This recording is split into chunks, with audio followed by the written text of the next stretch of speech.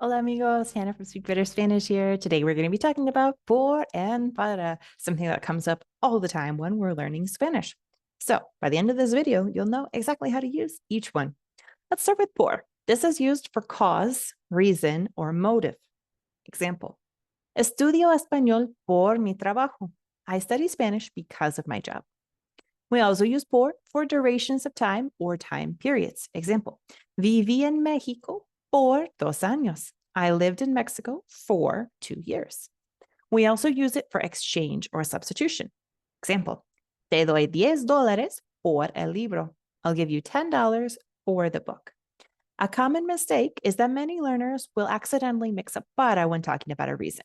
Remember, if we're talking about why something is happening, we're going to use por.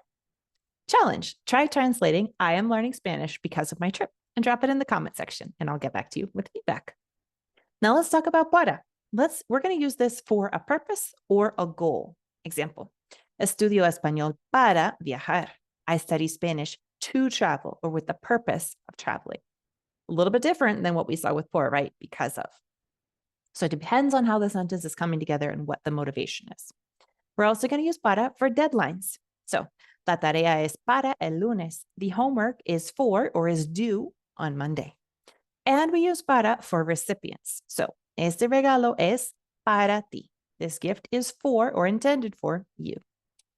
Cultural insight. In Latin America, we often say por fin to mean finally instead of al fin, although this is also completely possible. So this is a helpful idiomatic expression with por. There are many others, but it's another situation where you would see por. So a final challenge for you, say this sentence in Spanish using para.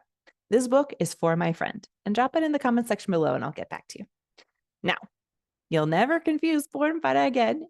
If it's still a little bit confusing, don't worry. That's very normal. This is just a high-level overview. You can get a more in-depth explanation by going to the link in the description below. There's a very long blog post with lots more examples and explanation to help you work through this topic yourself. So it'll come with time, but hopefully it at least start to make sense, the categories of when we use one versus the other. Thank you for watching, and I'll see you guys in the next video. Adios.